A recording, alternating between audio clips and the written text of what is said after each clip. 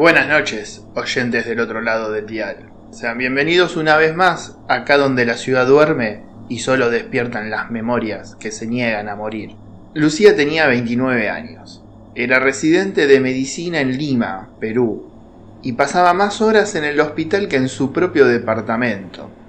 Estaba acostumbrada a la luz fría de los tubos fluorescentes del hospital, al olor del cloro, a las urgencias que no esperan. Pero no estaba acostumbrada a lo que encontró en la casa de su abuela. Había abierto un viejo arcón de madera, entre manteles bordados y cartas amarillentas. Ahí Lucía encontró un sobre con el nombre de su bisabuelo, Dr. Alonso Gamarra.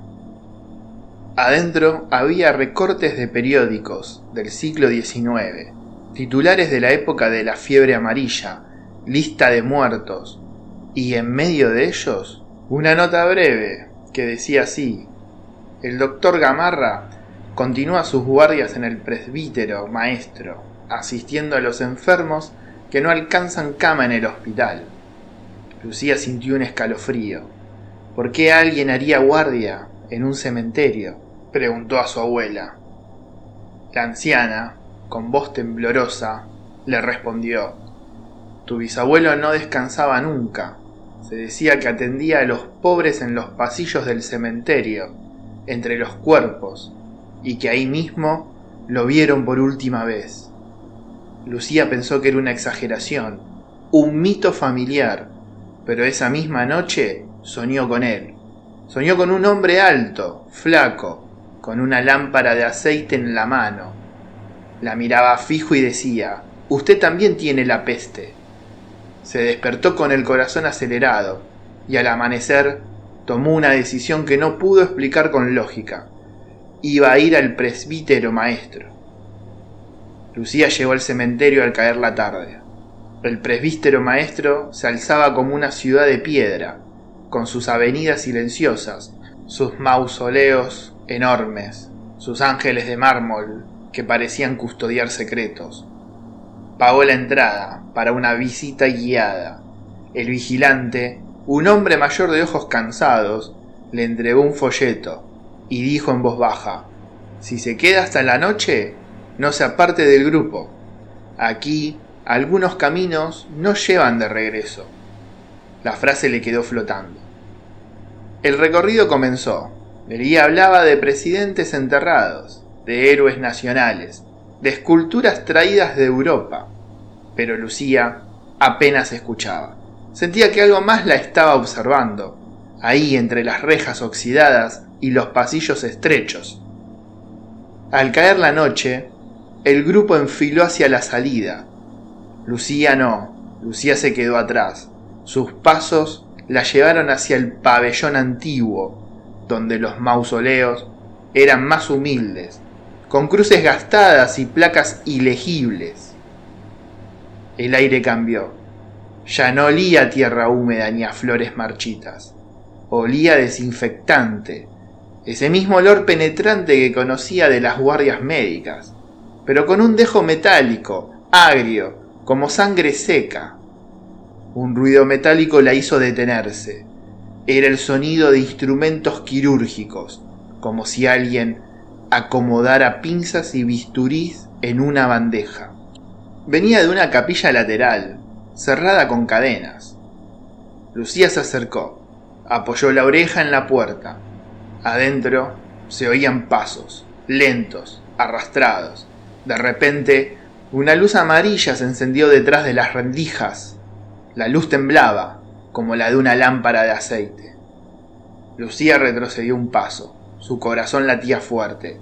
Escuchó una voz grave, apagada, que parecía hablarle desde adentro. «Pase, doctora. Aún hay enfermos que atender». La cadena crujió sola y la puerta se entreabrió. Lucía, sin entender por qué, dio un paso adentro. La capilla olía a humedad y a éter antiguo. El piso estaba cubierto de polvo, salvo por un sendero limpio, como si alguien lo recorriera todos los días. Lucía avanzó con cautela. La luz venía del altar, Una lámpara de aceite reposaba sobre una mesa metálica y sobre esa mesa instrumentos quirúrgicos. Pinzas, bisturís, tijeras, todos alineados con una prolijidad enfermiza. Detrás de la mesa estaba él, un hombre alto, delgado, con una bata blanca manchada, el rostro surcado de sombras. Sus ojos hundidos brillaban bajo la luz amarillenta, y lo más perturbador, parecía reconocerla. «Doctora, llegó justo a tiempo. La peste nunca se detuvo», dijo con voz cansada. Lucía se quedó paralizada. El aire era pesado, casi sólido. Su instinto gritaba que huyera, pero algo más profundo, un tirón en la sangre, en la memoria, la mantenía en pie. «¿Usted es el doctor Gamarra?», preguntó. El hombre sonrió. «Ese fue mi nombre», dijo, «hace mucho.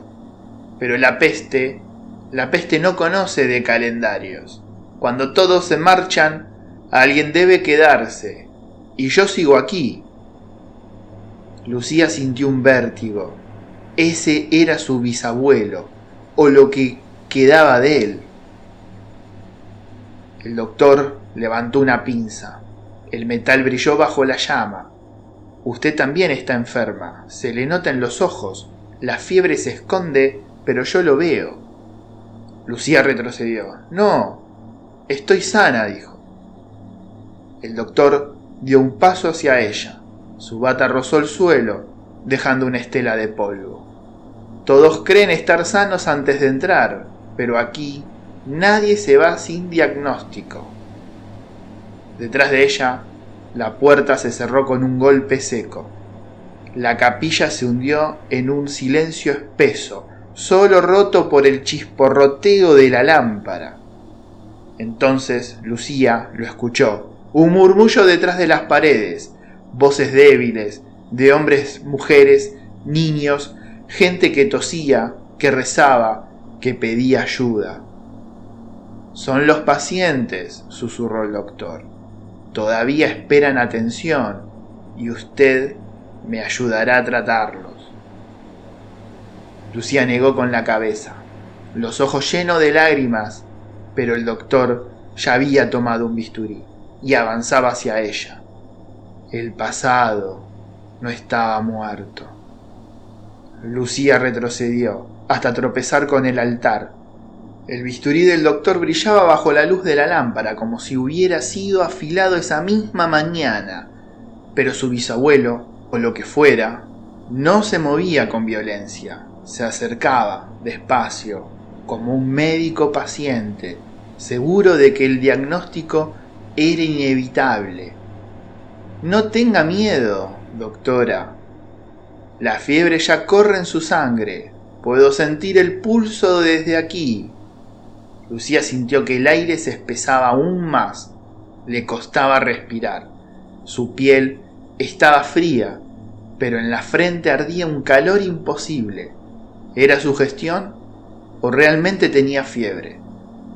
Las voces detrás de las paredes aumentaron. Ya no eran susurros, eran gemidos, toses, rezos quebrados, un coro de enfermos que parecían apiñarse al otro lado del muro.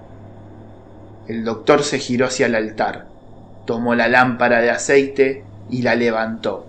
La llama titiló, proyectando sombras largas en la capilla, y con un movimiento firme empujó una losa del suelo. Un aliento helado emergió de ahí. Un túnel descendía hacia la oscuridad, cubierto de escalones de piedra húmeda. «Sígame, doctora», ordenó. «Los enfermos esperan».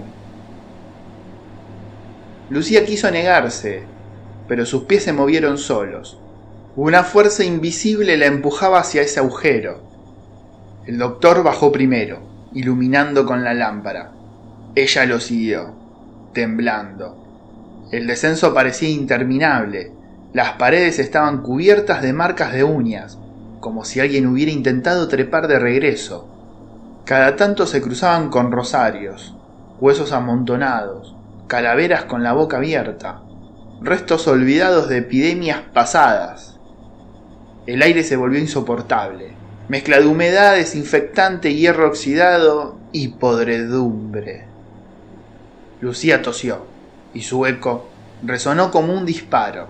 Al llegar al fondo se abrió una galería inmensa.